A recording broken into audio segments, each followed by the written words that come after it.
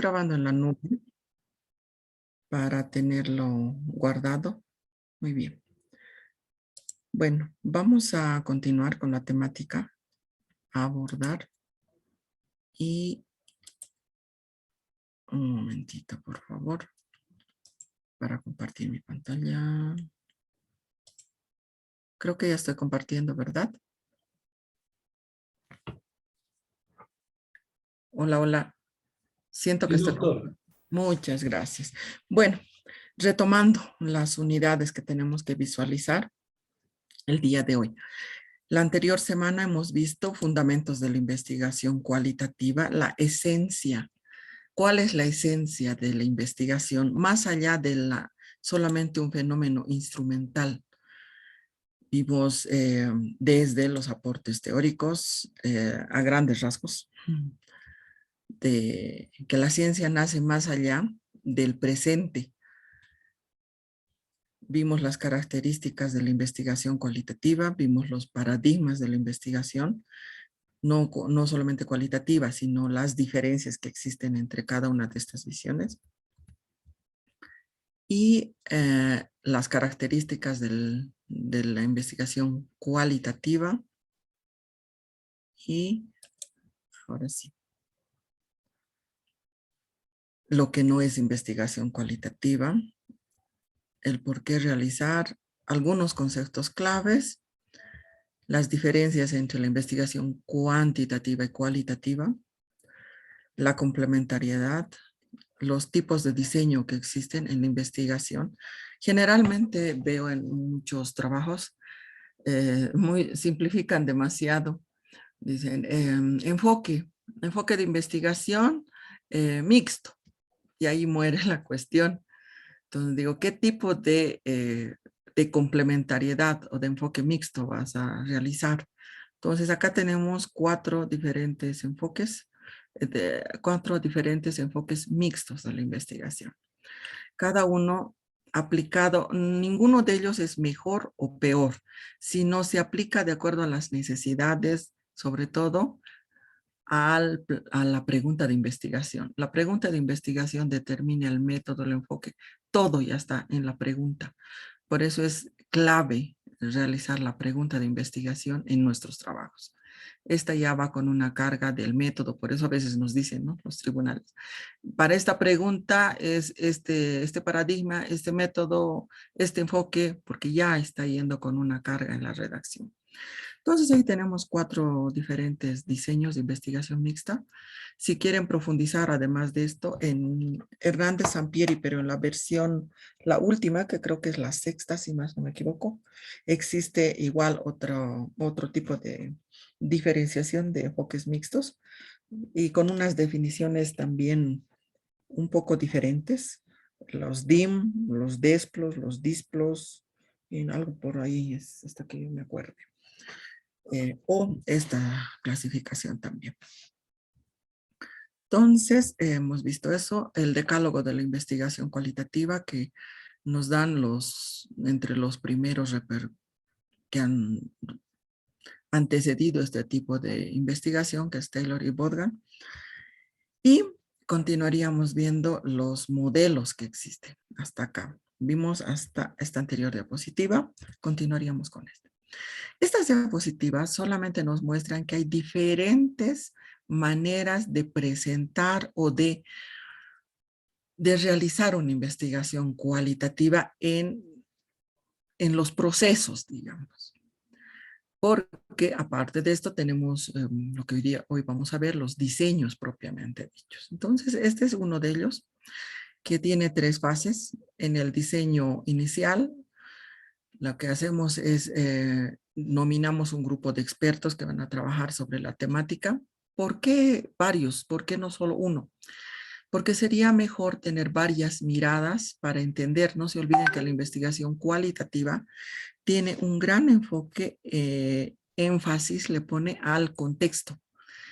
Y las profesiones variadas hacen que alimenten la investigación desde este punto de vista diverso. La definición de puntos clave también, qué es lo que vamos a investigar.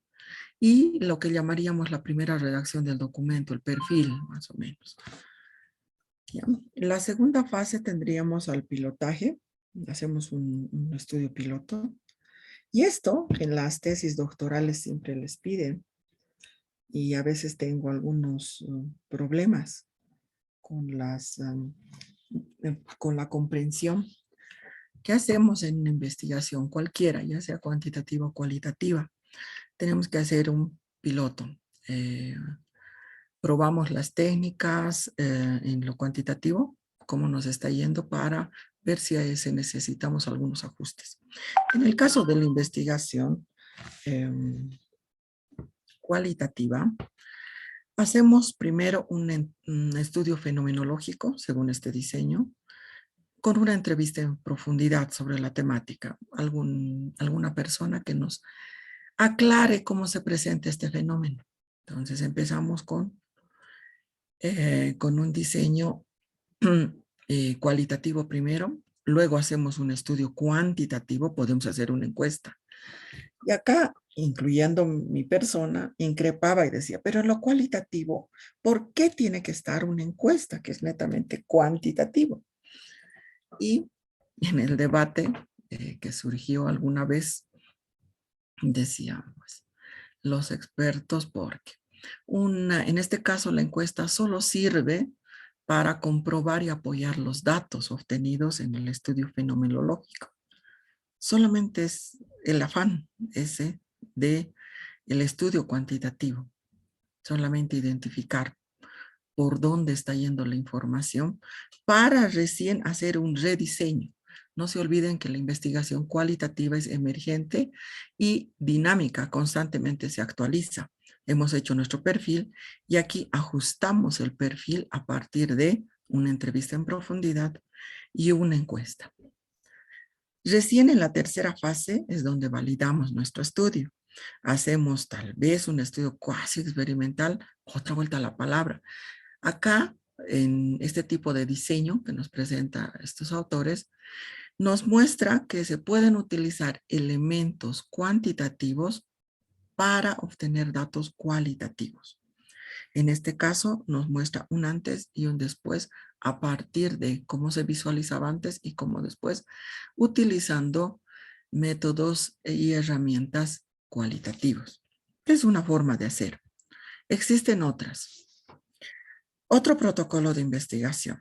Se hace la propuesta, que es hacer un perfil, se revisa la metodología, se hace una recopilación y un análisis teórico. En realidad, lo cualitativo es hacer investigación cualitativa es ir sin predisposición hacia el fenómeno, dice, una predisposición teórica. Pero es indudable que tenemos que conocer los conceptos y lo que se hizo hasta el momento en cuanto a la teoría. Con ese sentido es para conocer qué es lo que se ha abordado hasta el momento. Luego se hace un seguimiento del cómo y por qué nos muestra este modelo. De acuerdo a este modelo, se hace una visión general de la propuesta, se busca información y sustento del estudio, que serían los marcos teóricos y demás. Un manual para orientación a los entrevistadores. Esto cuando trabajamos con un equipo de investigadores que necesitan tener una capacitación específica para ir a entrevistar, si tenemos así un grupo de entrevistadores. Organización de dónde se va a recolectar la entrevista, los objetivos de la investigación orientados hacia el estudio se los revisan y se organizan los tiempos y etapas. Entonces, este es otro modelo. Otro modelo de diseño cualitativo. Este ya es de Escudero y Cortés. Nos plantea 5 momentos. El primero, cuando se plantea el problema de investigación, es una primera aproximación al objeto de estudio, se identifica el problema, se describe el problema, se formulan los objetivos, se realiza una justificación. Luego un contexto teórico, se revisa todos los referentes teóricos, una reflexión teórica y construcción de argumentos en función de la investigación. Luego la descripción metodológica, donde figuran el diseño de la investigación, la selección de informantes, la elaboración de técnicas e instrumentos, los procedimientos, los métodos y las consideraciones éticas si corresponden en el estudio. Luego se hace un análisis de los datos, procediendo a este análisis para hacer una reducción y preparación hacia análisis de datos netamente cualitativos. Se presentan estos resultados y se hablan de las limitaciones. Este tipo de modelo que nos presenta Escudero y Cortés tiene una relación más similar a los tipos de investigaciones que tenemos en nuestro contexto, si ustedes lo revisan. Otro también nos dice que tienen 8 fases.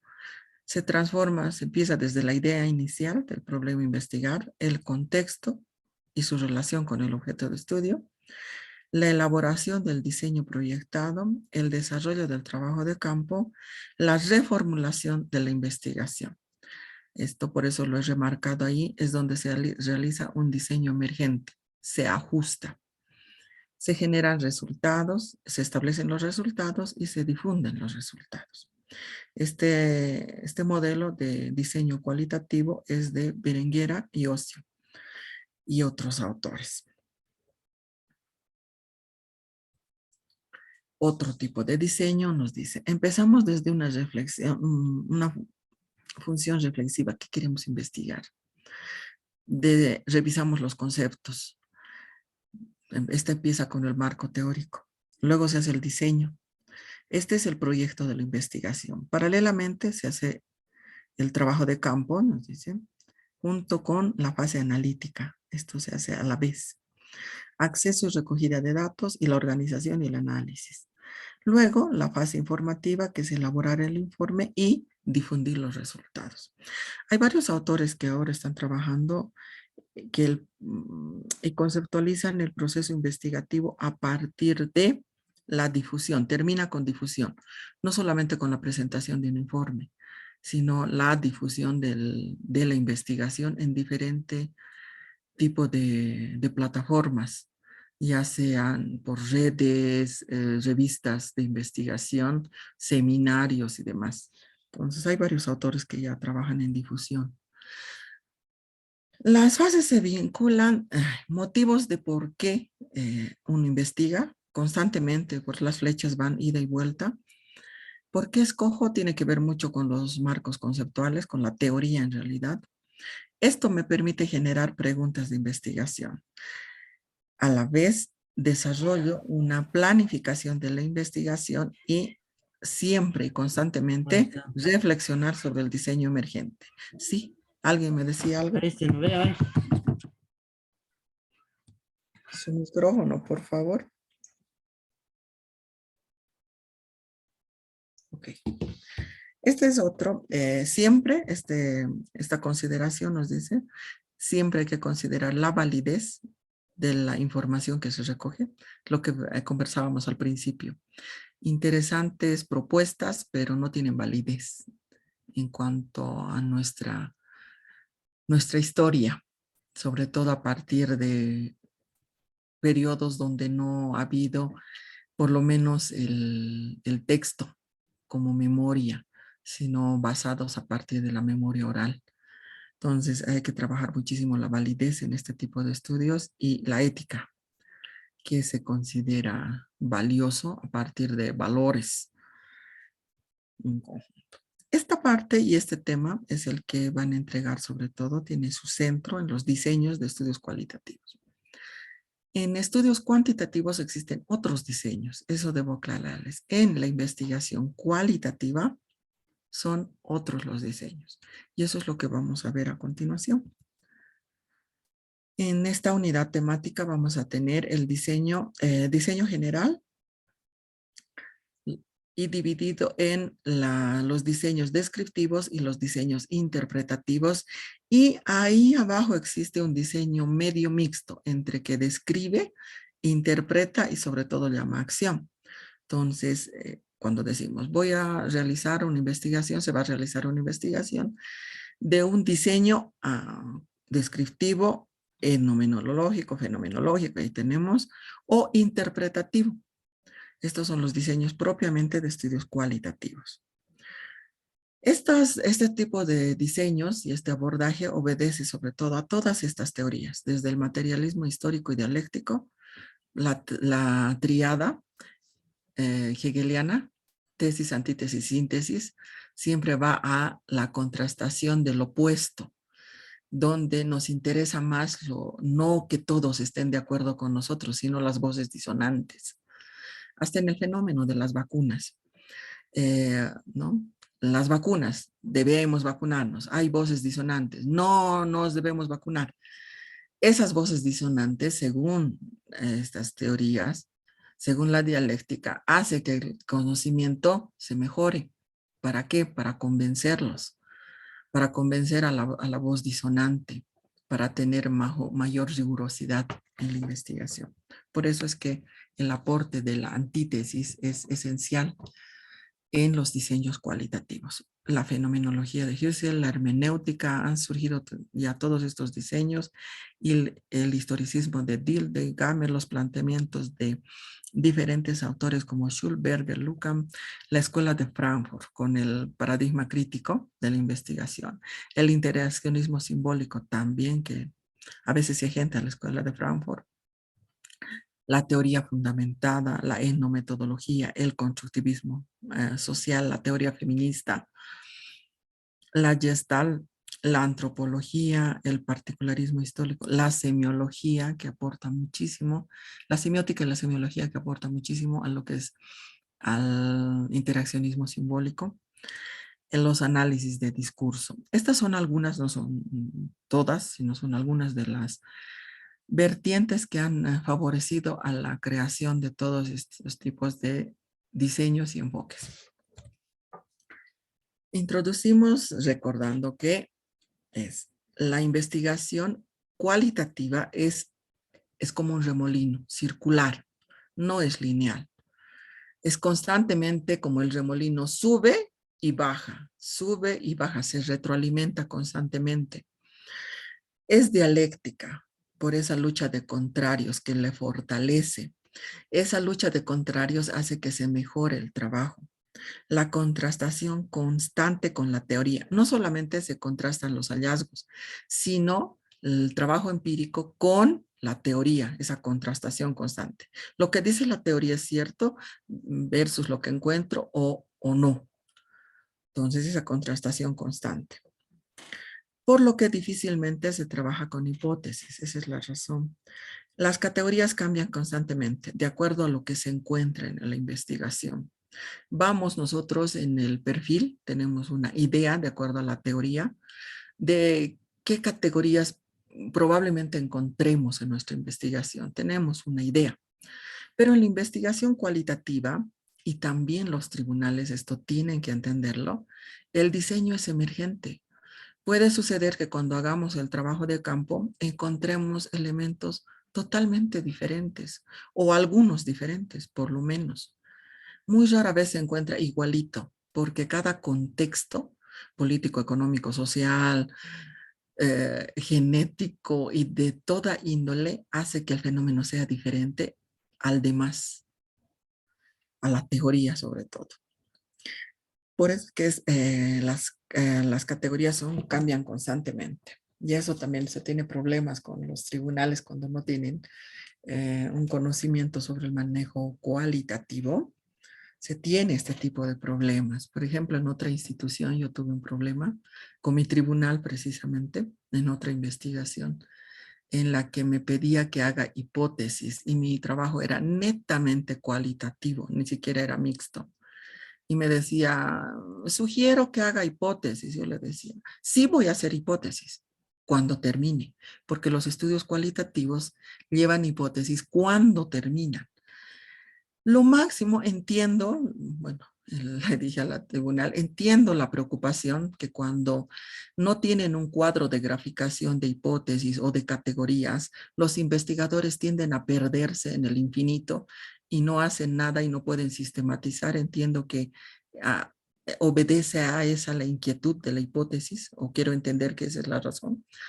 pero no voy a realizar hipótesis, voy a realizar un cuadro de categorización que es inicial y que estoy consciente que puedo encontrarme elementos totalmente diferentes en el trabajo de campo, como que sucedió en la vida real. Fui con ideas, ese cuadro de categorización, en la realidad con un perfil aprobé con 1, en la realidad en la etapa 5 terminó de conformarse el final. Entonces sufrió tantos cambios por, no porque el investigador no sabía organizarlos, sino por los datos que iban apareciendo constantemente y que hacían que se ajuste precisamente esas categorías. Es cíclico, por eso les decía, constantemente vuelve como un ciclo. El ciclo no termina, vuelve al mismo inicio y vuelve constantemente. La pregunta de investigación puede modificarse inclusive.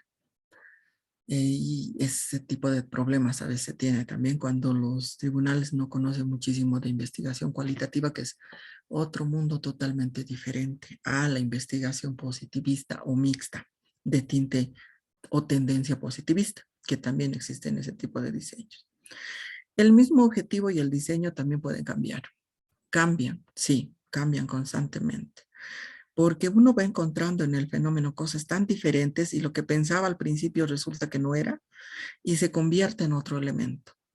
Y que a la vez eso nos lleva a abordar otro bagaje teórico para fortalecer inclusive lo que se encuentra o para querer encontrar y justificar ese tipo de sistematización.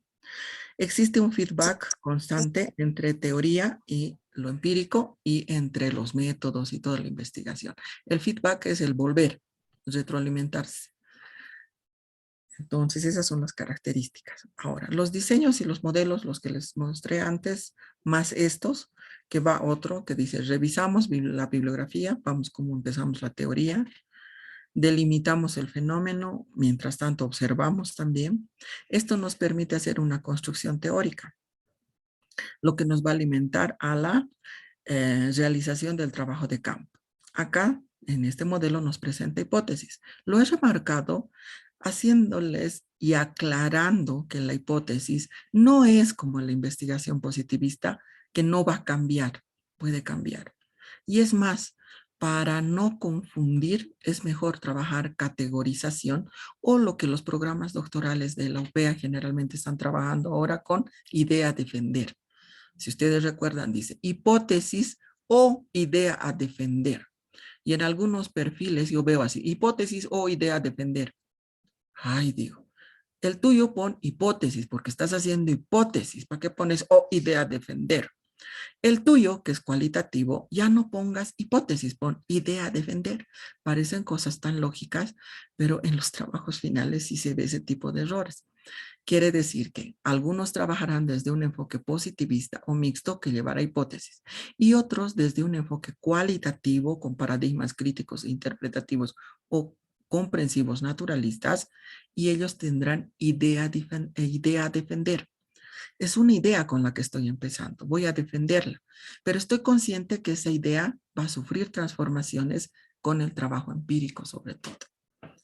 Se determinan los objetivos, se realiza el diseño metodológico, lo que nos permite abordar el trabajo de campo.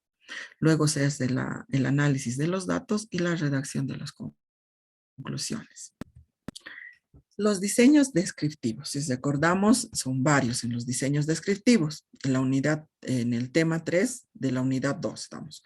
Vamos a ver la etnografía, fenomenología, hermenéutica, etnometodología, diseños biográficos y narrativos, investigación historiográfica y el estudio de caso. Entonces, entramos a los diseños descriptivos. Primero, con la etnografía. De los autores clave que hay que revisar. Etnografía. Muy bien. ¿Qué es la etnografía? ¿Bajo qué enfoque? Pepito Pérez ponen en la cita. No. ¿A quién tienes que revisar? Anthony Giddens. Él nos habla de un enfoque teórico en una esfera interaccionista, nos dice. El objetivo de este tipo de investigaciones es, primero, observar. Cuando yo quiero observar como investigador, registrar, entender, describir detalladamente las prácticas culturales, las interacciones sociales, las tradiciones, los comportamientos, las creencias, las decisiones, las acciones de diferentes grupos humanos, equipos, organizaciones y comunidades, es decir, la identidad y los estilos de vida, es que quiero hacer etnografía. Lo que acá debo aclarar es, muchas veces se entendía la etnografía desde un punto de vista antropológico, casi folclórico, así de, por eso inclusive es intencional que les puse esta imagen, ¿no?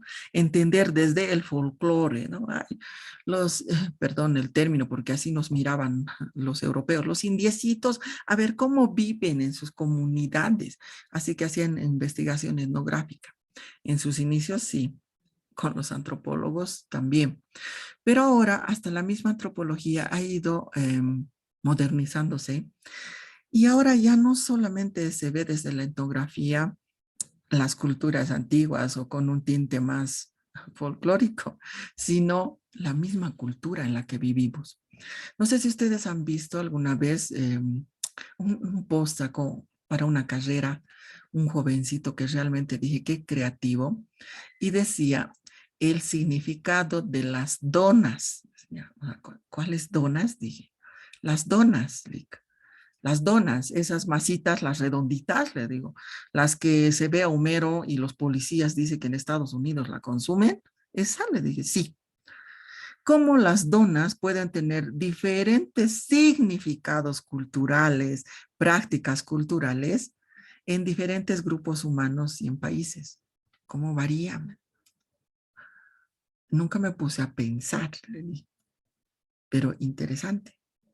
Y en su trabajo, en su avance, iba haciendo un desarrollo de cómo iba teniendo diferentes significados. La dona es diferente en nuestro país, en nuestro contexto, a la dona clásica de Homero Simpson con los policías. Sí, las prácticas, las descripciones que hace de estas prácticas culturales son bien diferentes. Y ahí empezamos a hablar con este jovencito y un poco a partir de las donas le dije, a ver, tú, a ver, ¿qué has encontrado de acá, de La Paz, con respecto a las donas? Porque si tú hablas de donas y no mencionas a una tiendita clásica que existía desde que yo era niña y que desde que era niña mi tía, con la que yo me crié bastante tiempo en mi vida, y que era viciosa de estas donas, que cuando le pagaban su sueldo me llevaba a comer al principio de las 6 de agosto, que hasta ahora sigue existiendo. El hablar de donas y no hablar de esa tienda y el significado cultural que tenía esa tienda es no conocer que son donas en la ciudad de La Paz. Donas, cuando hablamos de donas, es esa tienda, la de la 6 de agosto. Era la primera en La Paz y la primera que tiene un sabor clásico, dice. No conozco, no conozco Estados Unidos, pero dice que es esa fórmula y realmente es diferente a la dona, si alguna vez la prueban.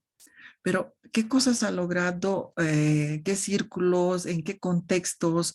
¿Cuáles son las prácticas culturales para ir? Porque las donas siguen siendo caritas, no son tan baratas. Entonces, el entender ese fenómeno a partir de la etnografía, más allá de lo folclórico. Podemos hablar desde equipos de fútbol, ¿no? El otro día veía, esto un poquito también se basa en interaccionismo simbólico con etnografía.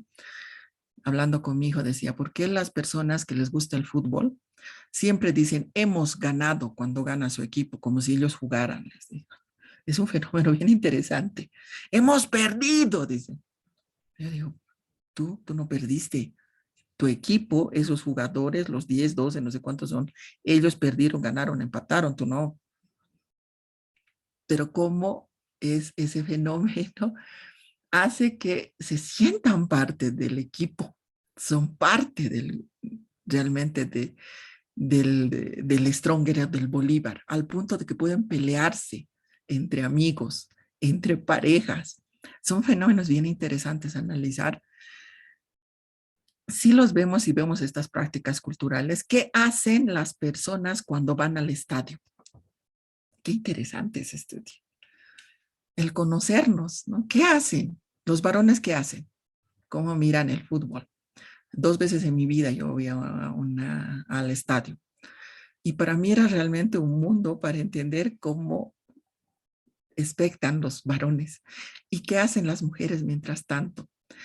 Y ahí veía 2 tipos de mujeres, ¿no? La que logró ser convencida por la pareja o por el entorno familiar directo, que ya asumen el papel de hincha igual, y la otra que ni modo le queda en el grupo que yo estaba y que se iba a comer, mirar otra cosa o pasear. Era bien interesantes las prácticas culturales que existían en el estadio, en ese entorno. Las comiditas que vendían, los ritos que se siguen al ir al estadio. Hay que comprarse el sombrerito, la chalina, hay que ir con la polerita, hay que ir en determinado lugar. Tiene los lugares, tiene su determinada posición y su significado y qué hacen antes, durante y después del partido. Entonces, son bien interesantes esos estudios. Las raíces tienen, como les decía, en los estudios antropológicos de las comunidades rurales, pero eso es en raíz. Ahora ya han salido, la etnografía salió de las comunidades rurales, se ingresó a la ciudad. En nuestras ciudades existen grupos culturales diversos que convivimos y a la vez pertenecemos nosotros a diversos grupos culturales. Alguien me decía, ¿usted baila en el Gran Poder? Sí, pues yo, cuando bailo en el Gran Poder, pertenezco a un grupo cultural específico. Y cuando trabajo, pertenezco a otro grupo específico. Y por mi profesión pertenezco a otro. Al ser madre de familia o al ser cristiana o no creyente o creyente, pertenezco a otro. Entonces, ese tipo de grupos culturales son interesantes para este tipo de estudios.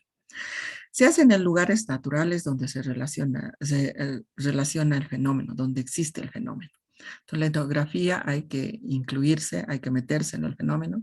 Si hacemos de las prácticas en los estadios, realmente hay que ir, pues hay que vivir esa sensación para participar y no solamente como el positivismo, ¿no? A ver, voy a ir a hacer una encuesta, no, es vivir la sensación, tratar de empaparse y empatizar para entender esa relación. Implica la observación minuciosa, la participación, y entre sus técnicas están la observación participante. O sea, tienes que participar, no tienes que mirar por fuera, sino participar. Por eso será que la gringuita que venía a hacer su tesis doctoral se pone a bailar en el Gran Poder. Y nosotros ahí creyendo, ¡ay, ella cree en nuestra cultura! Así es bien bonito, es cuando los mira, mira la chinita lo que baila. Yo siempre los miro, está haciendo su tesis etnográfica. Ella está queriendo empaparse, vivir, para ver qué se siente, qué se vive, si se cansa, no se cansa, qué cosas son, porque una cosa es mirar lo que bailan y otra cosa es bailar. Y una cosa es bailar un año y otra cosa es bailar 10, 20 años. Otra cosa es pasar preste también. Entonces, uno ya conoce las relaciones que existen en esto al participar. Y se complementa con entrevistas. Ahora, dentro de las entrevistas existen una variedad de entrevistas también. Los registros se hace generalmente en material audiovisual, se hace en video, fotos, mapas, grabaciones, cualquier tipo de datos que arrojen luz sobre el tema de investigación. Preferido siempre es audiovisual para esto, pero nos sirve de todo para este tipo de investigación. El análisis trata de buscar categorías y patrones. Categorías son los grupos hay grupos de códigos que se presentan en la investigación y los patrones cómo se van repitiendo. Los patrones no se identifica patrones en una sola observación, sino en la mayor cantidad de observación. Por ejemplo, categorías. Si voy al estadio, voy a ver categoría hombres, mujeres. Ya les he categorizado. Varones, todos aficionados. No he visto ninguno que sea, no sé qué estoy haciendo, me llevó mi enamorada, no, nunca encontré eso. Veo ellos muy, muy hinchas. Pero sí las mujeres hay de 2 grupos. Las hinchas, y es bien interesante también ver por qué es hincha. Ah, por el marido, por el papá. Dices, ah. Y la que está yendo ahí porque es la nueva enamorada y, ay, bueno, pues ni modo Si no, no me va a llevar a la fiesta el fin de semana. ¿Sí? Entonces hay otro grupito, categorías, hombres, mujeres. De las mujeres, la hincha, la circunstancial, le llaman categorías. Patrones. Los patrones es, voy a ir una vez, otra, dos, tres, cuatro, cinco, y voy a ver si se repiten las mismas situaciones. Entonces ya determino que se repiten las mismas situaciones, ya determino patrones. Los contextos son intangibles en este caso de investigación. Por ejemplo, ¿qué contextos son? En que creen los valores, las situaciones. ¿Qué creencias tienen? ¿Qué valores existen? Esa es la investigación etnográfica. Ahora, condiciones para que exista una investigación etnográfica. Primero, condición para obtener el conocimiento, se debe comprender la realidad que tiene un contexto con el que se interactúa para tener conocimientos. No nos olvidemos el contexto. Sucede que a ella le gusta mucho el fútbol. Estaré de acuerdo o no estaré de acuerdo. No se juzga. Pero ¿por qué está de acuerdo? Entonces vamos más allá. Ella es hincha porque le gusta. ¿Por qué? ¿Cuál es el contexto?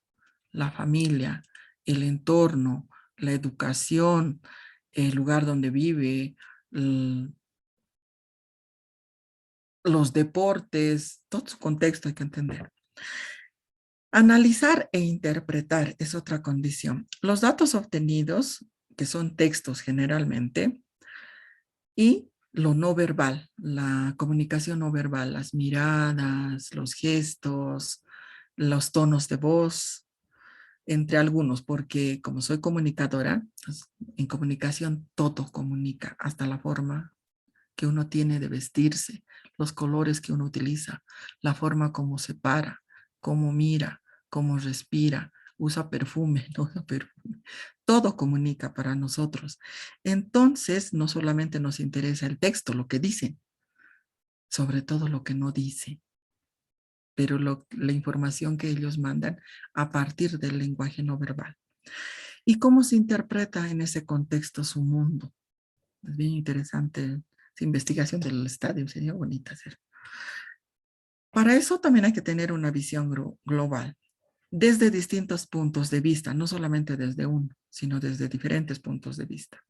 Desde la visión interna del investigador, de los investigados, o sea, de los que son investigados, por eso los entrevistamos, y desde la externa del investigador que observa y ha participado.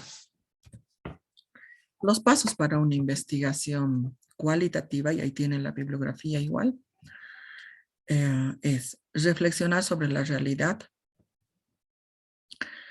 si se va a resolver desde la etnografía. Reflexionar sobre el campo de investigación, el escenario, el espacio geográfico, los mundos simbólicos. Hay que escoger informantes, quiénes van a participar, las técnicas para recoger información de estos informantes. No se olviden, la observación participante y las entrevistas generalmente se usan, pero la investigación cualitativa es muy creativa, puede utilizar otras. Registro de datos, debe realizarlos en diarios de campo, grabaciones y Doctora, audiovisuales. Sí, dígame. perdón, buenas noches, Eduardo Campero, y por intermedio suyo, buenas noches a mis compañeros. Buenas noches. Eh, de estos instrumentos de investigación que está tocando en este momento, las entrevistas y demás, también se puede llamar un instrumento de investigación para recolectar datos, los grupos focales. Muy bien. Primero, lo de bueno que el doctor Callata ya les cargó las dos grupos de diapositivas. Si más no me equivoco, es en la unidad 3 que están yendo las técnicas. Y dentro de las técnicas están las entrevistas, que son entrevistas individuales y entrevistas grupales. El grupo focal es una de las entrevistas grupales que existe en la investigación cualitativa. ¿Qué lo vamos a desarrollar la clase del martes próximo? Pero si quiere usted adelantar y revisar el material, ya está en el grupo que dice diapositivas 2, investigación cualitativa 2, si más no me equivoco.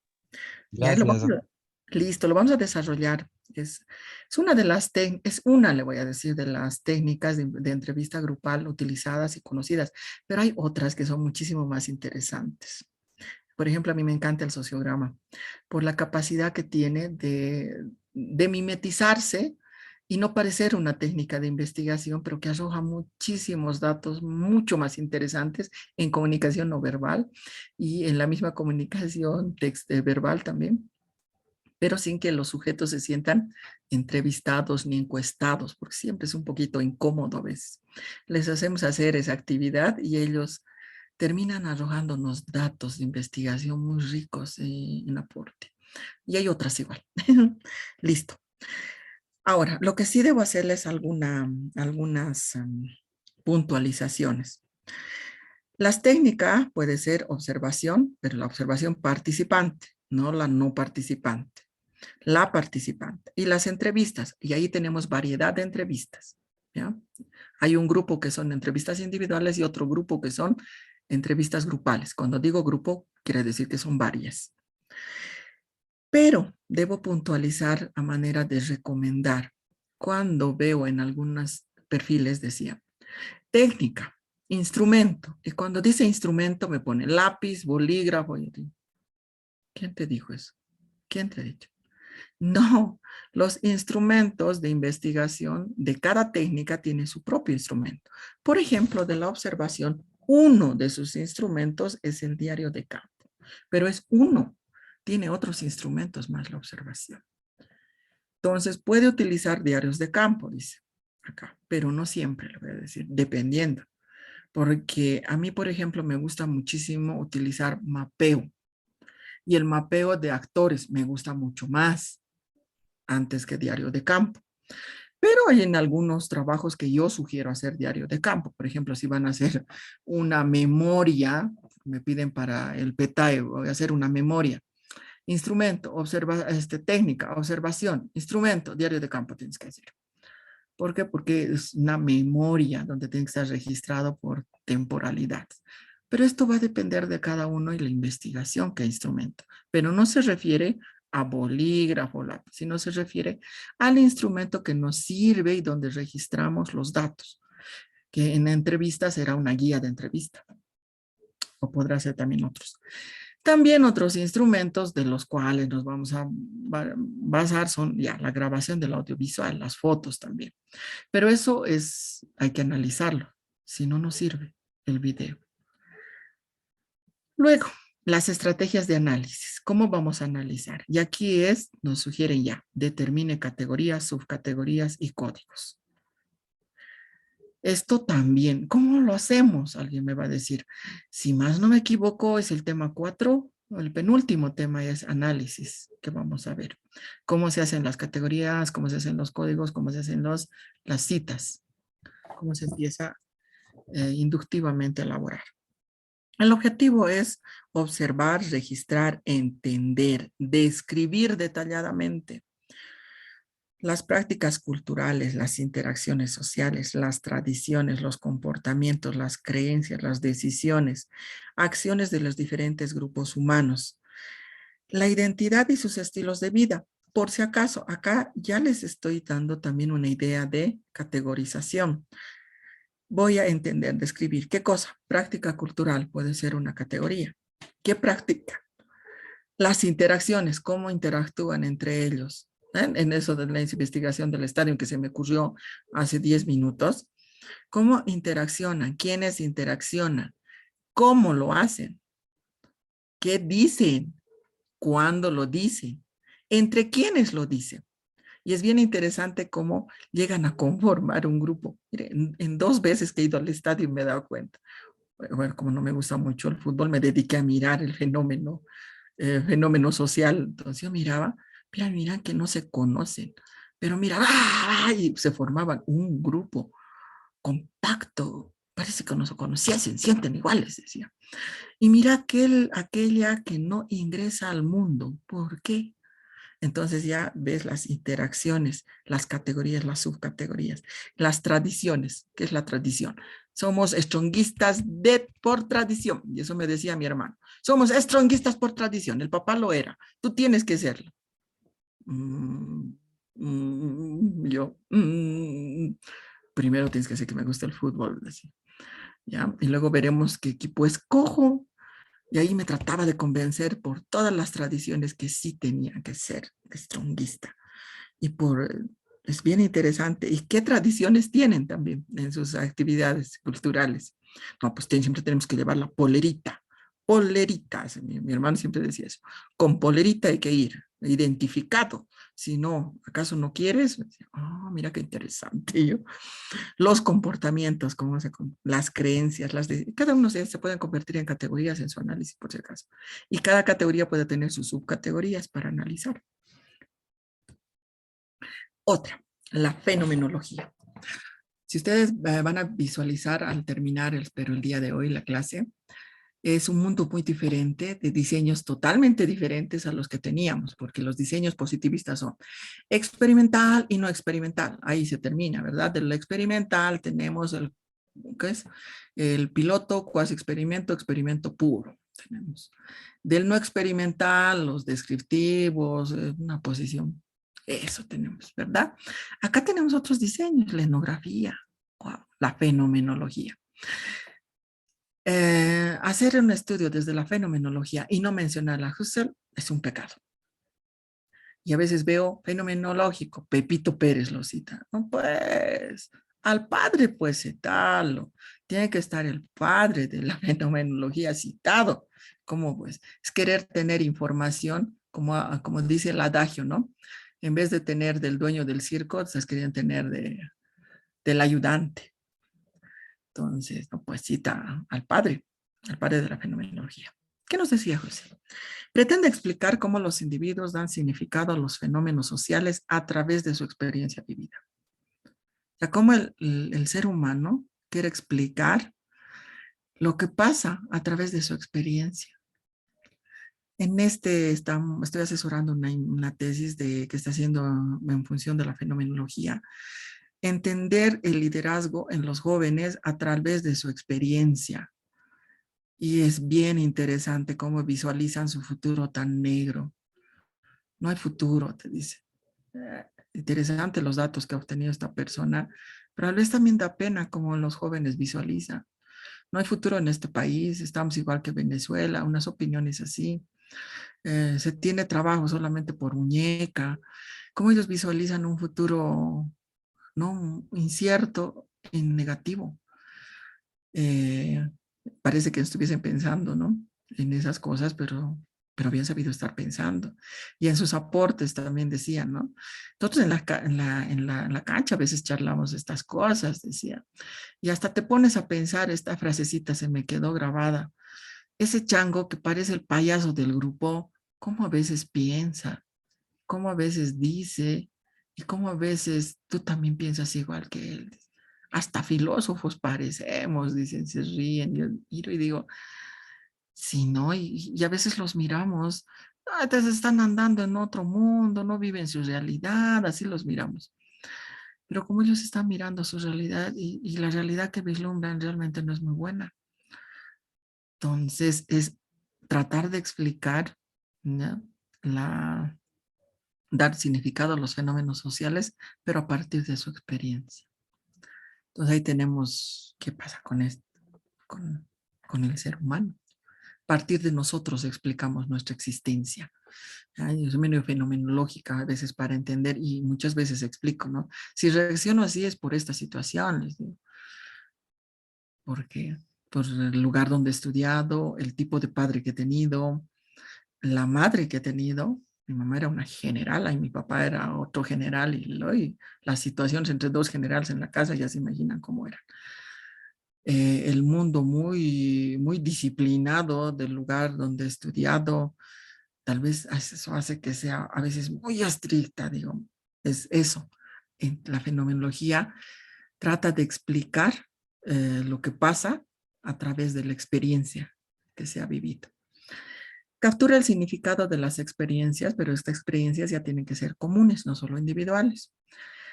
Es la esencia, la experiencia, la fenomenología es la experiencia, qué cosas han vivido las personas para entender. Investigaciones muy interesantes que en nuestro territorio también saldrían. Una que también me interesa es el fenómeno del emprendimiento en las mujeres andinas. Interesante investigación. Pese a todos esos problemas que tienen este tipo de mujeres, realmente que son muy emprendedoras, las señoras se viajan hasta China. ¿Y cómo llegan a China sin saber ni siquiera hablar bien, ni siquiera sumar bien parecería? Pero cómo esa señora logra crear un imperio y logra acceder a espacios que los demás letrados no accederían, pero cómo han logrado. Entonces, a partir de entender la realidad, a partir de las experiencias que han vivido. La experiencia vivida en primera persona, por eso te tienen que contar cómo lo han vivido, por qué lo han vivido. Una investigación fenomenológica interesante de ese tipo de mujeres. Cómo educar a nuestras hijas para que sean igual, porque hay patrones que se van repitiendo en este tipo de mujeres. No son precisamente mujeres que, no, yo he heredado de mi familia y bueno, yo solamente he hecho crecer el patrimonio. No, creo que no ese es un patrón, no es un patrón común en ellas. Más bien el patrón común en ellas es todo lo contrario. Mujeres solas, con experiencias muy dramáticas algunas, pero que han podido generar esa lucha. ¿Qué hacer entonces para nuestras generaciones futuras? ¿Criarlas en una burbuja de cristal donde nadie las mira, mi princesa, nadie la toca? Ay, no, creo que hay que hacer otro tipo de cosas. Nos enseña mucho la fenomenología. La descripción del significado se consigue observando la experiencia desde fuera, porque nosotros no la hemos vivido, sino ellos nos cuentan sus experiencias, por eso queremos entender. Las técnicas para esto son las entrevistas individuales y grupales. Variedad hay escoge usted cuáles quiere, qué tipo de entrevistas para este tipo de estudios fenomenológicos. También puede acceder a documentación. ¿Para qué la documentación? Para corroborar lo que nos dice es cierto. Por eso también en fenomenología algunos estudios que leía para hacer un estado del arte en alguna investigación, veía estudios de tesis doctorales y de maestría de universidades reconocidas y decía, ya, entonces, muy bien, esa persona dice que estas eran las costumbres, ya, muy bien. Puede haberse soñado. Recuerda, tu abuelito cuenta la historia de la guerra del Chaco y la cambia. Primero empieza con 1 y termina con 100. Ha ganado 1 y después ha ganado a 100. ¿Cuál es la verdadera? Hay que corroborar con documentos. En esa fecha ha habido algún tipo de invasión, el regimiento X estaba en tal locación que decía, para eso es, para corroborar que los datos que nos dan no sean inventos, porque las personas también tienden a magnificar, a disminuir algunos elementos, se debe contrastar con documentos. Y eso precisamente no veía en esas tesis. Se valían de lo que dice y eso es lo que les decía, la validez del estudio está en duda. ¿Por qué? Porque se basa en lo que dice, pero no vemos documentos. ¿Cuál la fuente documental para que nos diga que en ese periodo podía haber sucedido eso? Por ahí en ese periodo no había sucedido ningún fenómeno relativo al que cuenta. Entonces, para eso sirve la revisión documental. La comprensión de la verdad depende siempre de la postura. De un poquito vamos a entrar en la fenomenología a ver qué es la verdad. Es bien interesante, al menos si vemos desde la posverdad, que es interesante también si lo realizan. ¿Qué es verdad? Desde la posverdad no hay una única verdad. Todos tenemos una verdad. Entonces, la comprensión depende siempre de la postura desde el que está contando esa verdad, entre comillas, esa verdad, ¿no? Para esa persona sí puede ser su verdad, es cierto, y lo cree realmente. Para otro puede ser otra, la verdad, incluyendo con una cámara fotográfica. Les recuerdo, soy comunicadora y enseño también fotografía. Cuando trabajo en pregrado y enseño fotografía, me dicen, ¿una imagen refleja la realidad? Sí. Yo les digo, no. Desde el momento en que yo hago un encuadre, recorto la realidad y recorto la parte de la realidad que yo creo que es importante. Otra persona puede creer que otro elemento es importante de esa realidad. Y el momento en que yo hago un encuadre horizontal, recorto la realidad para mostrar un conjunto de elementos con un significado que ya va a entender el que va a mirar la foto. Pero yo también como fotógrafo puedo escoger un encuadre vertical, donde ya no importa el conjunto de elementos, sino el individuo o la cosa que yo quiero resaltar frente a todo lo demás. Eso es más importante. Por lo tanto, hasta una imagen no representa la realidad. Peor elementos que son textuales, donde cada uno, por eso es subjetivo. Las posturas, solamente conocemos las posturas y reconocemos las verdades y aceptamos las verdades. Lo que sí tenemos que comprobar si esas verdades se van repitiendo para ver si es un conjunto de las verdades de ese grupo. Y lo corroboramos si realmente esa verdad tiene que ver con fenómenos acaecidos con una fuente documental. Si sucedió ese terremoto en esa época. Ah, entonces tienen razón. Con razón cuentan una historia de dioses del trueno. Ah, bueno, pues tenía relación. Entonces ese tipo de investigación se hace desde la fenomenología. Ya sea desde la perspectiva de la percepción, del medio social o intelectual, del entorno sociocultural, histórico o religioso. Desde diferentes enfoques o entornos trabaja la fenomenología. La hermenéutica. Gadamer y Dilthey. Hermenéutica significa interpretar, esclarecer, descifrar, revelar o traducir. Entonces, vamos a mirar con la hermenéutica, alguna cosa se vuelve comprensible o se lleva a la comprensión. Queremos visualizar, queremos interpretar esa realidad. La comprensión es el resultado de la interpretación y está ligada al contexto histórico, social y cultural. Cuando queremos comprender un fenómeno, pero lo relacionamos dentro de un contexto. La vivencia en sí misma es un proceso interpretativo. Sí, todo lo que hacemos los seres humanos es un proceso interpretativo. ¿Por qué escogemos ciertos elementos y por qué no escogemos otros? El propósito de esta perspectiva es atrapar el significado implícito de la experiencia vivida, interpretar la vivencia, revelar los significados. Comprender significa interpretar mediante el diálogo. Por lo tanto, la entrevista será una de sus técnicas a aplicar. Las premisas, la historicidad y la universalidad de la conciencia humana. La historia, el contexto en el que está inmerso ese fenómeno, hace que se interprete en determinado momento. Como mis hijos me decían, antes, ¿cómo usaban esa ropa? En ese contexto se usaba esa ropa. Tenía un sentido y un significado. Tenía un significado y un sentido y un significado vestir así, usar y escuchar esta música.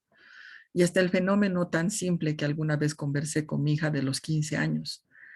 El contexto histórico de 15 años, porque ella me preguntó, ¿tuviste 15 años?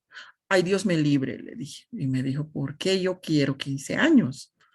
En mi época, las que hacían 15 años, se les consideraban de esta clase social a la que no quería pertenecer, por si acaso.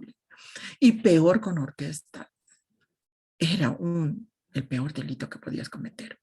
Ni te pongas vestidos largos.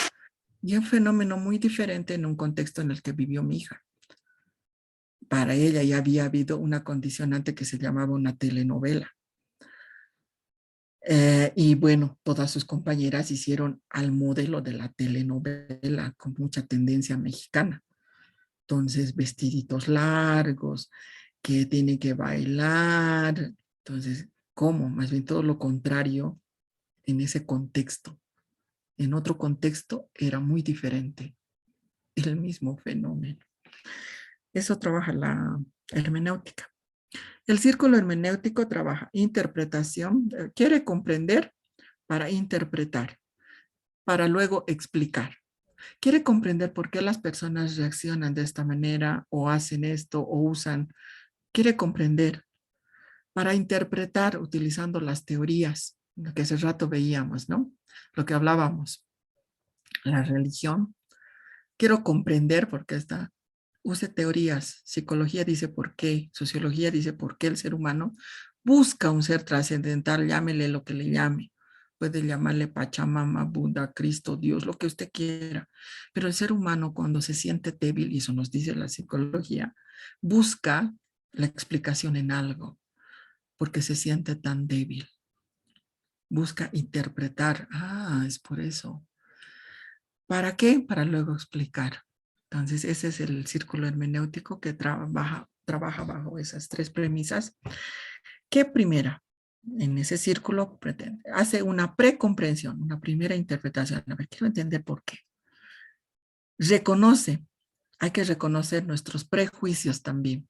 Nosotros vamos a investigar, pues somos sujetos no objetivos, sino somos sujetos subjetivos más bien, porque uno cuando va a investigar no se saca, por ejemplo, Sara Aliaga, cuando va a ir a investigar no se va a poder sacar el chip que le diga mujer, no, imposible. Yo soy mujer hasta el tuétano y adoro ser mujer. Hay mujeres que no adoran ser mujeres. Yo adoro ser mujer, no puedo sacarme ese chip, así que mi mirada siempre va a ser femenina. Por la vida que he tenido, siempre me han enseñado a luchar, por lo tanto mi mirada va a ser siempre con prejuicio. ¿Por qué no luchas? ¿Por qué no haces? Ah, tengo que reconocer mi prejuicio.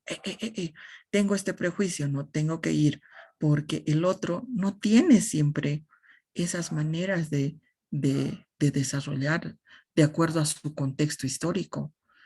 Ha vivido en otro contexto, muy suave, tal vez diferente. Hay que reconocer los prejuicios. Fusionar los horizontes y contextos. ¿Para qué se reconoce? Para quitarse un poquito eso y tratar de fusionar, entender. Soy mujer, sí, pero a ver, trata de empatizar con un varón. Trata de entender. Soy doctora, digamos. Ya, trata de empatizar con alguien que no lo es. Debemos fusionar horizontes y contextos, entender en ese contexto el fenómeno. Oír el texto, ¿qué nos dicen? Más allá de las palabras, ¿por qué lo dijeron? ¿Cómo lo dijeron? Y esa es una habilidad que se tiene que aprender con la investigación cualitativa. Inclusive hay en asambleas que tengo colegas que dan un comunicado y no todos entienden el comunicado. ¿Has escuchado lo que dijo? Dijo esto y esto. Ah, no escuchan. Solamente lo que les interesa, no completo. Todo. ¿Por qué dijo primero eso? ¿Y por qué no dijo, por qué prioriza eso?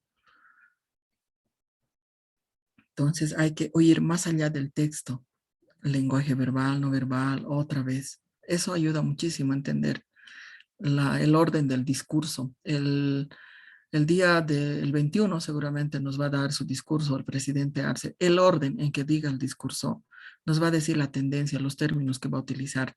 La tendencia, cómo piensa, qué siente él o el partido. A partir de eso, o ir más allá. ¿Cómo lo dice? ¿En dónde lo dice? ¿Dónde va a dar ese discurso? ¿Qué va a usar para decir ese discurso? ¿Cómo van a armar el lugar donde va a dar el discurso?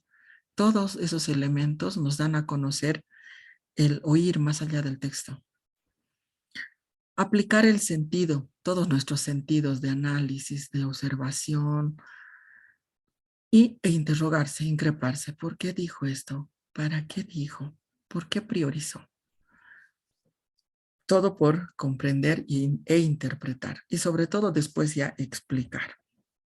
La etnometodología. Garfinkel y Sicurel. A Garfinkel sobre todo es clásico en la etnometodología. La realidad social es algo construido, producido y vivido. Un poquito parece eso los multiversos, ¿no? Cuando escucho ahora La realidad es algo construido, ya me suena eso, por sus miembros. O sea, está construida la realidad por sus miembros, sí. Un etos, un grupo humano que convive. La realidad la hacemos nosotros. Analizar los métodos que utilizan las personas para dar sentido a sus acciones cotidianas. ¿Por qué hacen esto? Para entender por qué le dan sentido a las cosas que ellos hacen. Conocer cómo las personas producen sus mundos y qué reglas lo generan.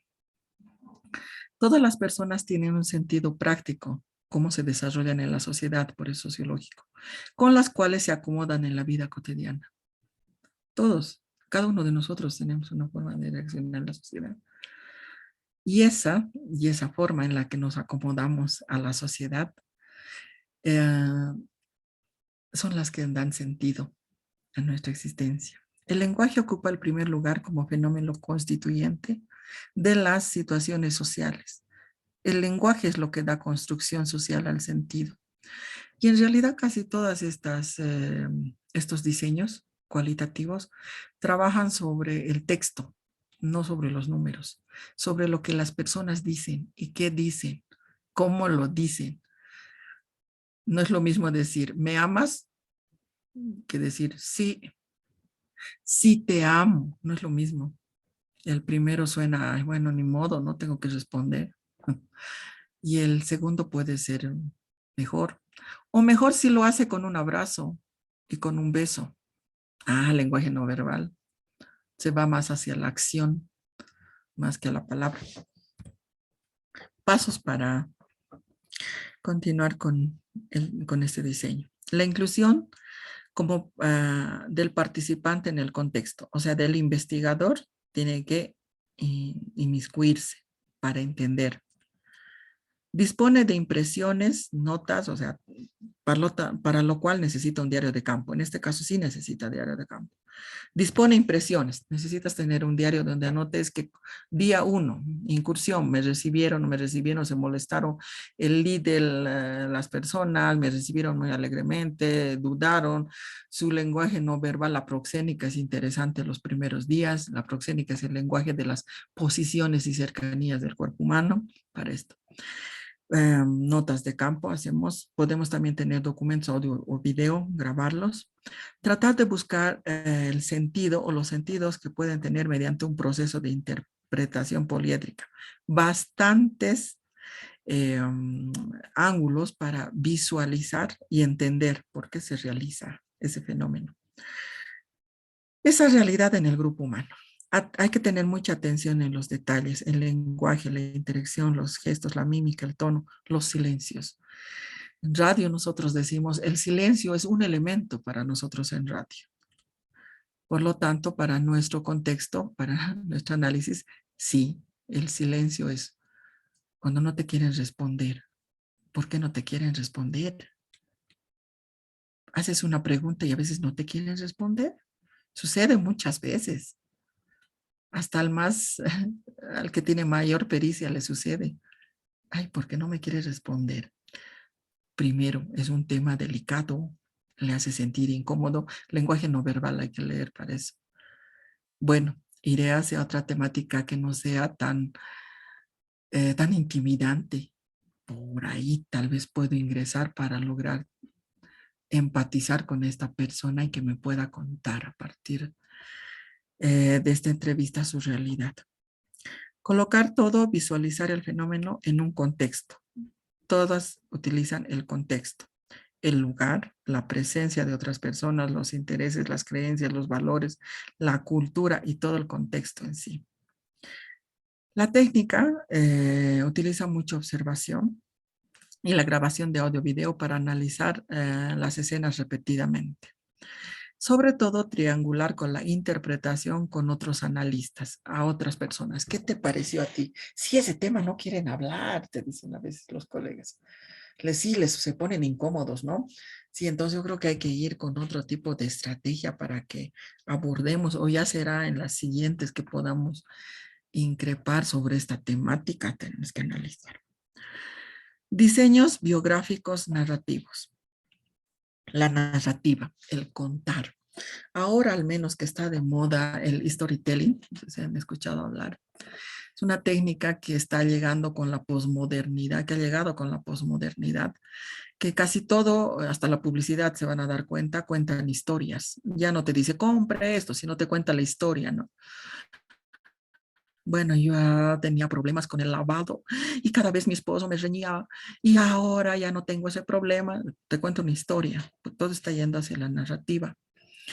Los diseños biográficos narrativos se basan en eso, en contar. Muestran testimonios subjetivos de las personas de especial relevancia. Testimonios subjetivos, ¿por qué? Porque es desde el punto de vista de esas personas. Y el testimonio nos cuentan por qué acaecido ciertos hechos. ¿Y a quiénes? A personas que consideramos importantes. Eh, pueden ser a fundadores de instituciones, a personas que han visto algún hecho, son importantes a partir de su testimonio, las cuales recogen en sus experiencias las valoraciones y opiniones. Es una técnica netamente subjetiva, porque es a partir de lo que el otro piensa, de lo que el otro cree, de lo que el otro prioriza, lo que el otro valoriza. Esto me recuerda mucho a mi abuelo. Mi abuelo siempre valorizaba cuando me contaba las historias de la guerra del Chaco, cuando era niña, y me contaba las valoraciones, la importancia que le daba a ciertos elementos. Y el hermano de mi abuela, que también había ido a la guerra, él priorizaba otras y parecían guerras diferentes que habían vivido los dos. Pero cómo los seres humanos pueden priorizar diferentes elementos y valorar. La técnica para esto es la autobiográfica, propia, porque a veces se puede hacer de uno, o ajena. Para esto se utilizará técnicas de entrevista individual, que son testimonios e historias de vida. Ha sido practicada para narrar aspectos sobre nuestra cultura, historia mediante relatos de vida. Ya pueden ser personales o pueden ser ajenos. En este tipo de diseños se realizan descripciones de los hechos y vivencias más importantes de la persona, que es el objetivo de nuestro estudio, el objeto de nuestro estudio. Los componentes del diseño biográfico son: el investigador decide el tema a estudiar biográficamente, por lo que formula más o menos su perfil o una demanda de quiénes podrían contarme sobre esa historia. Se desarrollan entre una o varias entrevistas que son registradas en audio, transcritas íntegramente. Inclusive, para esto recién con el tutoriado igual era. Ahora, ¿qué hago? Los transcribes. Lo había transcrito. Hay algunas cosas, me dijo, que estaban repetidas y decía, no, eso lo he obviado, lo más importante nomás. No, no, no, no, no, no. Se transcribe todo, todo.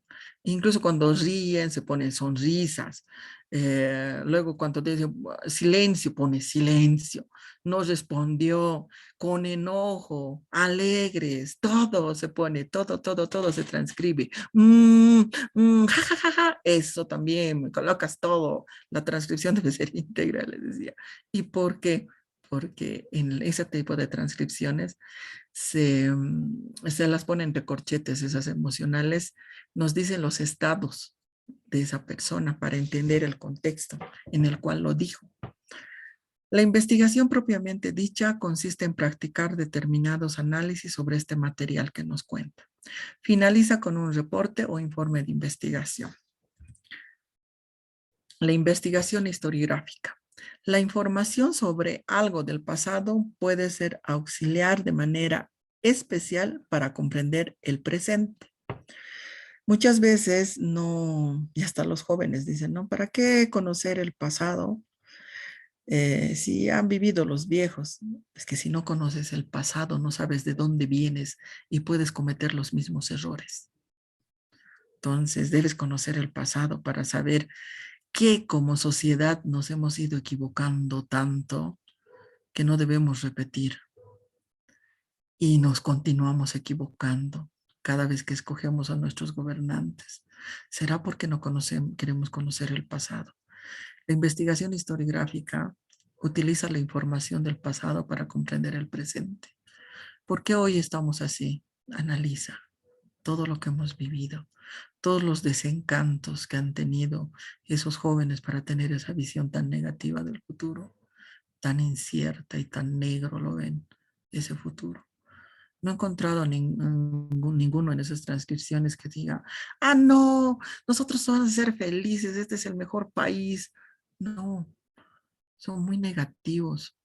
Y si ese es el futuro de nuestro país, qué pena. Y no es culpa de ellos, sino es culpa de toda la sociedad que no ha respondido a sus demandas.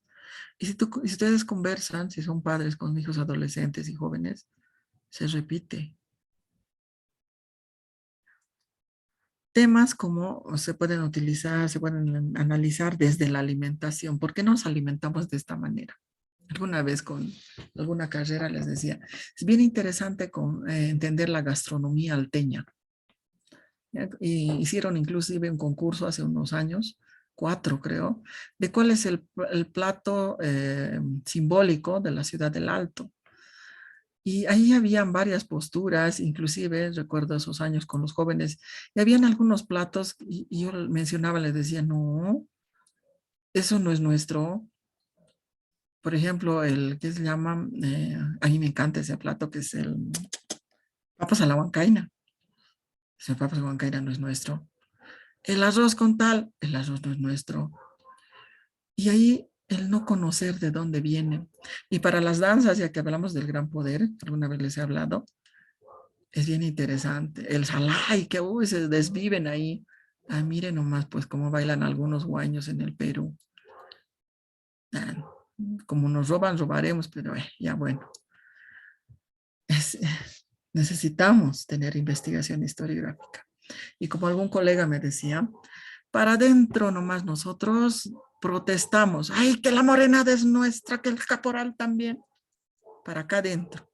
Es como cuando alguien te está insultando y tú protestas dentro de tu casa. No sales afuera a protestar. Sí, los bolivianos somos así. Hacemos festivales, todo aquí adentro bailamos entre nosotros. Pero para empezar no hemos hecho ni siquiera una investigación historiográfica y Perú nos había ganado en todo. Todito tiene ya con investigaciones historiográficas del origen de las danzas y las han registrado. Y nosotros durmiendo el sueño de los justos en muchas de nuestras danzas. Pero es que protestamos acá adentro, hacemos bailes, hacemos una serie de pantomimas, pero no hacemos investigación. Y no solo es hacer investigación, sino es gritarlo al mundo a través de desde las redes sociales nos pueden servir ahora. Y el Estado tiene presupuesto para hacer muchísimo más para la difusión. Lo que está haciendo el Perú lo difunde, que da miedo. Entonces, no hacemos esto desde alimentación, desde la vestimenta, la salud. Ahora que está de moda, es bien interesante conocer el origen de eh, de las hierbas. Es negar a una cultura. Callahuaya, claro, existe, pero también hay que entender que no lo es todo, no llegaron a los protocolos de experimentación que deberíamos de llegar, ¿no? Deberíamos. No, pues nos quedamos ahí. ¿Y quiénes tendrían que hacer? Pues los que están estudiando biología, yo no estudié biología. ¿Quiénes más tendrían que ser los que están estudiando que tienen relación con las plantas? Tendrían que hacer esa investigación en salud para ver si realmente cura y hasta qué punto cura o no cura, porque ahí se quedaron. ¡Cura! Sirve como un paliativo, sí funciona muy bien, pero o si servirá como cura, no sé, también tengo dudas, porque no hay esa investigación. La vida privada desde las instituciones es más o menos en ese sentido. Las habitaciones, las fiestas y las instituciones en sí, las fiestas. ¿No? La Paz es uno de los departamentos más bailarín, que tiene más fiestas. La Paceña, la cervecería Paceña, no sería la Paceña sin el departamento de La Paz. Debía de regalar algo a La Paz. Gracias a La Paz sobrevive, pero no es solamente en las ciudades, en todos los pueblos y cómo se desarrollan las costumbres que tienen bien interesantes cada uno de los pueblos. que nos circundan, las comunidades, las tradiciones que tienen, cómo han variado esas tradiciones. Recién estaba hablando con una persona de Sicacica y me decía, yo desde que era niño era así, pero mira, ahora ha cambiado completamente esta fiesta, me decía. Y mira cómo cambiaron, cómo cambiamos las cholitas transformes también. Yo a veces digo, mi abuela se moriría si me vería vestida así, decía, porque mi abuela era una chola tradicional, chola real, tradicional, de botitas, y ella se hubiese muerto conmigo mirándome bailar con la ropa que bailo en el Gran Poder Río, y a veces digo, más bien que no, mi abuela me hubiese matado, que ella criticaba desde la forma de usar el sombrero, la primera era eh, cómo ellas llevaban y qué significaba cada uno de estos. Me acuerdo la manta de rebozo que ya no se usa y cómo lo usaba y qué elegancia le daba. Ya no la veo nunca más y cómo ha ido transformándose. Interesantes investigaciones. Tiene el propósito de demostrar sucesos, los fracasos, los eventos que ocurren en el pasado lejano o en el pasado cercano también. O sea, no hace mucho o hace mucho.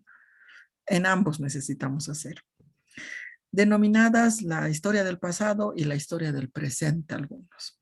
En alguna ocasión, hace 20 años, trabajé con Fe y Alegría y teníamos unos módulos para trabajar con profesores, construir la historia de la comunidad, del barrio. Sí, hasta eso necesitamos. Nuestro barrio, ¿cuántos años tiene? ¿Quiénes lo han creado? ¿Eran asentamientos? ¿Qué eran antes? Y era conformar, por lo menos eso necesitamos hacer a partir de investigación historiográfica. Pasos: definición y justificación y delimitación del tema, los objetivos, el cuadro teórico, hipótesis, si desea, puede ser una idea a defender. Recolectar los datos, hacer una crítica y validación de los datos y el análisis de interpretación. Cuando hacemos la crítica y la validación de los datos, tiene que haber una crítica interna, la autenticidad de nuestras fuentes. ¿Cuán auténticas son nuestras fuentes? ¿Han vivido realmente eso? Y acá veo algunas personas que se inventan en los medios de comunicación cada cosa. Antes sucedía esto. Yo miro, ¿cuándo? Eso nunca, nunca. ¿Dónde era? ¿En qué lugar? ¿Y quién lo dice? Ah, pues usted que recién vino desde Potosí con la relocalización en los años 80, ¿puede creer que era así? No, más antes no era así. Era así, así, así. Hay que verificar la autenticidad de las fuentes. La crítica externa, confrontar la información con un hecho. O sea, buscar información documental que sostenga lo que nos están contando. Estudio de caso. Este es el último diseño. Es visto como la exploración de un sistema limitado en tiempo y en profundidad. O sea, es un caso. Puede ser ahí una persona, una institución, una comunidad, un grupo. Ese es un caso.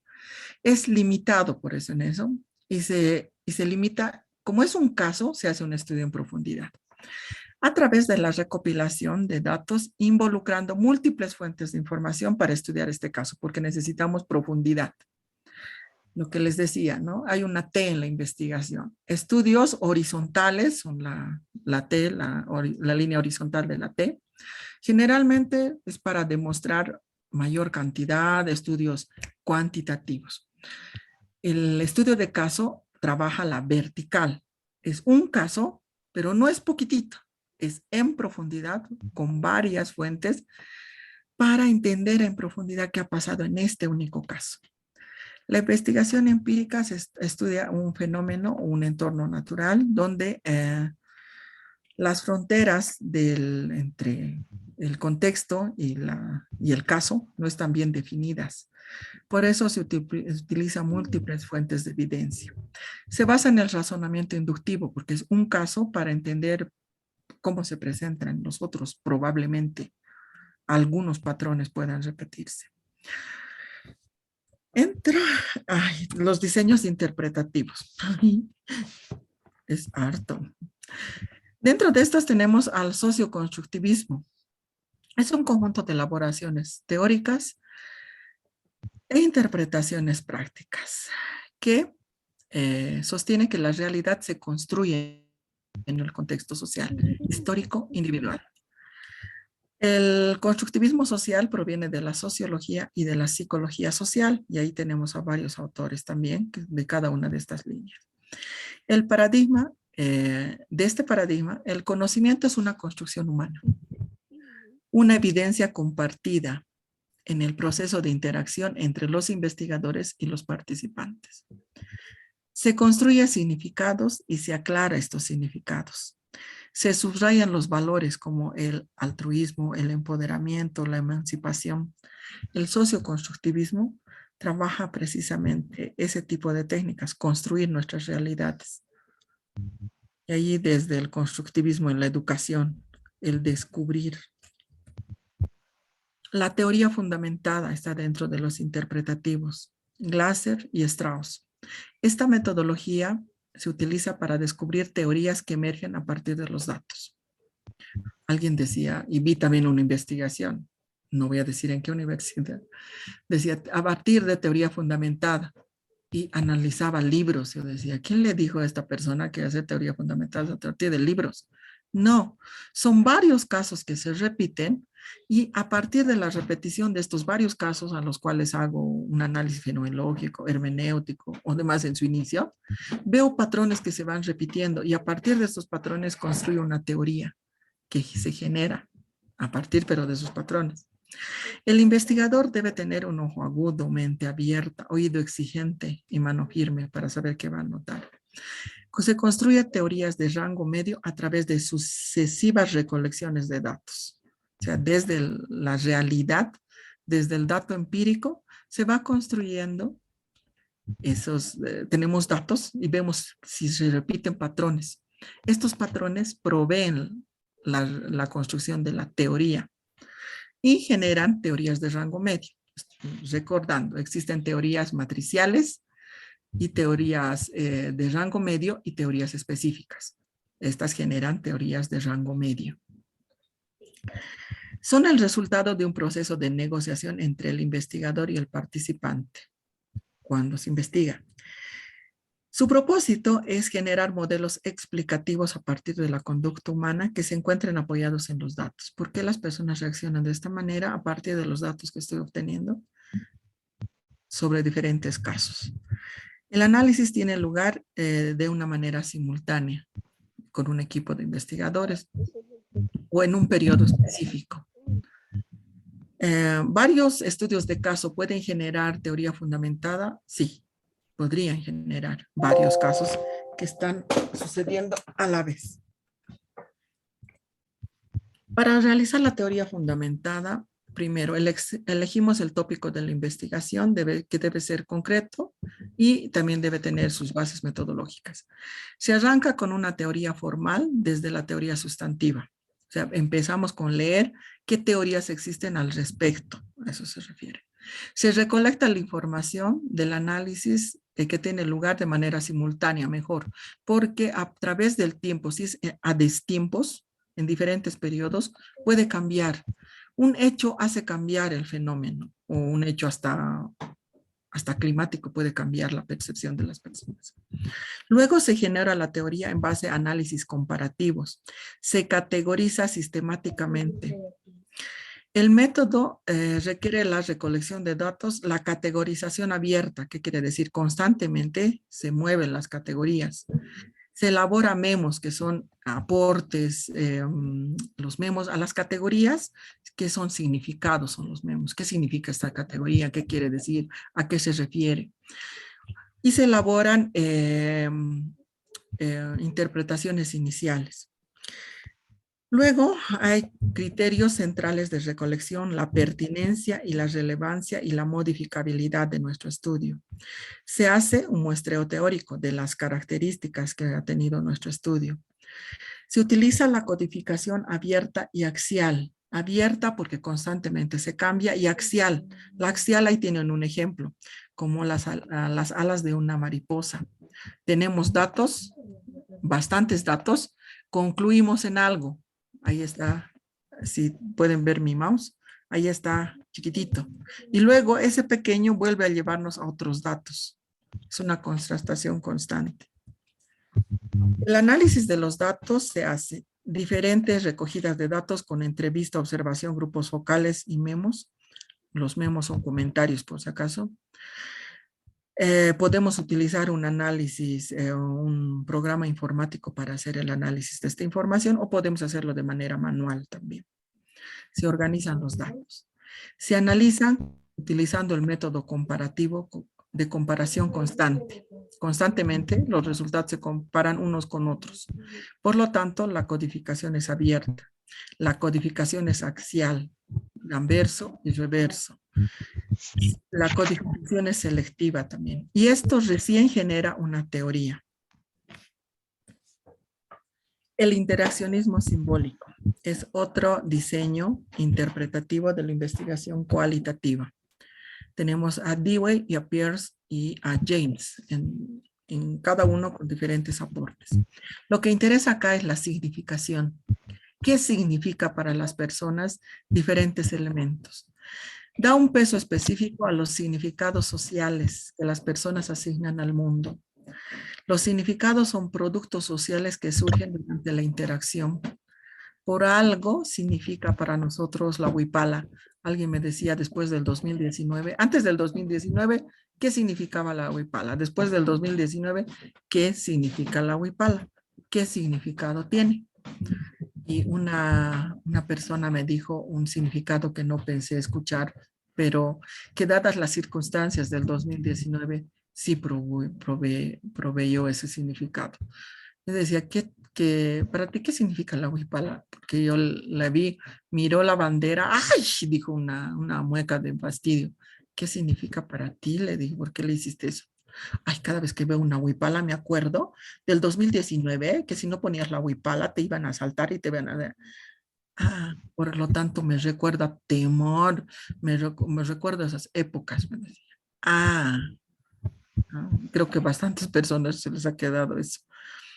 Son los significados que surgen a partir de diferentes circunstancias y que para cada uno de nosotros puede ser diferente. Si me pregunta, para mí es otra cosa. Tendencias es lo que más nos interesa en la significación. Y son las bases también, el conductismo social y la fenomenología.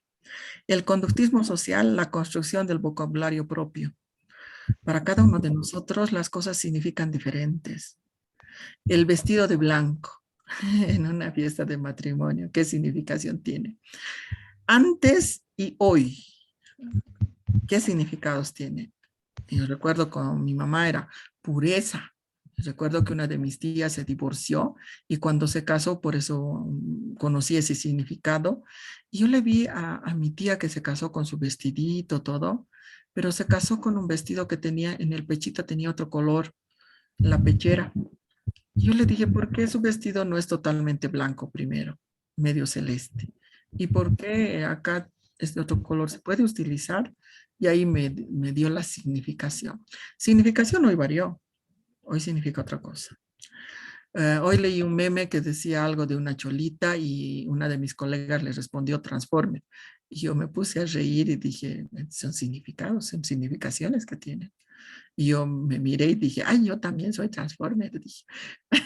Pero unos lo toman de una manera negativa y otros de una positiva, son híbridos que suceden. Sí, esa es la construcción del vocabulario propio. Para cada uno de nosotros, los términos significan diferentes en función de nuestras experiencias individuales y sociales.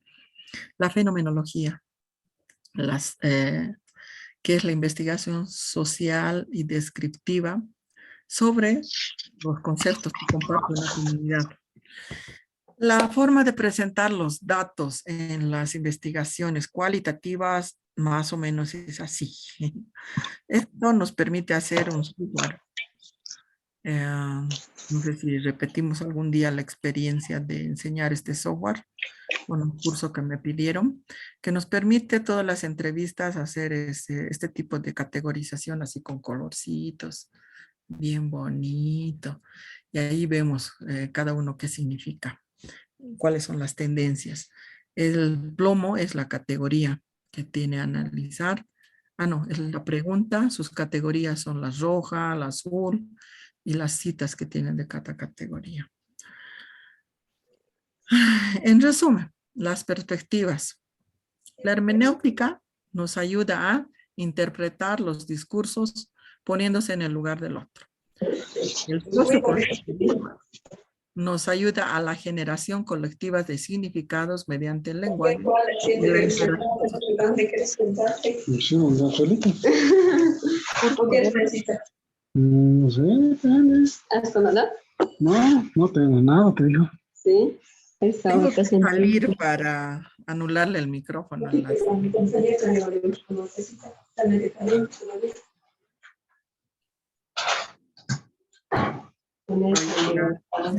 Ya no puedo salir. Ay, no puedo. Gracias.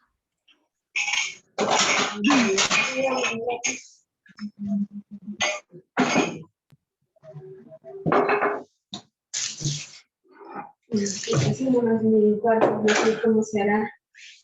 No, todos vivimos así. ¿Qué? Todos vivimos así.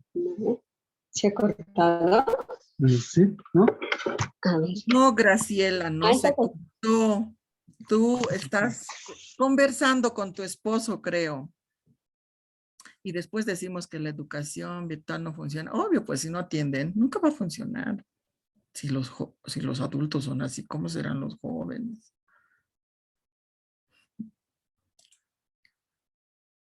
Funciona la educación virtual, pero necesita otro tipo de competencias. Y una de estas es disciplina. Crítica. En la investigación crítica, las aproximaciones desde los valores sociales, culturales, políticos, desde el cuestionar las relaciones del poder y cambiarlas. La perspectiva, dentro de esto también tenemos desde la fenomenología, que propone captar significados de las experiencias individuales. La etnometodología, donde las prácticas y las normas sociales, nos interesa estudiar prácticas y normas sociales en las acciones cotidianas. Y la etnografía, entender las acciones y los comportamientos, valores, creencias, roles sociales de los grupos culturales. Un ratito, ya. Aquí también tienen un cuadro de resumen para algunas de las propuestas desde la fenomenología, la etnografía y la teoría fundamentada. La investigación, la última, que sería la investigación-acción, está entre el diseño sociocrítico constructivista y los otros diseños. Por eso es que no sabía si colocarlo dentro de los descriptivos o los interpretativos. Porque si bien describe la situación en uno de sus elementos, lo que más le interesa es transformar realidades. Parte de supuestos de que las personas construyen la realidad en la que viven. Están insertas, las personas son dueñas de su cambio histórico, social y cultural. Por lo tanto, hay que también enseñarles a investigar a las personas para generar su propio cambio. La actitud del investigador debe tener un compromiso hacia el cambio de la realidad social, orientada a favorecer la participación. Este diseño es extremadamente participativo y transformador. El grupo humano es el que escoge el tema a investigar, participa en la investigación, desde la planificación de la investigación, participa activamente. Y no solamente participa en encontrar datos para entender por qué reaccionan de esta manera, sino que busca la transformación de esa realidad. Algunas veces hacia elementos de tinte aplicativo. Terminan construyendo realmente soluciones a los problemas que han detectado. La relación del equipo investigador es totalmente horizontal y de diálogo, porque formamos y logramos ser parte del grupo.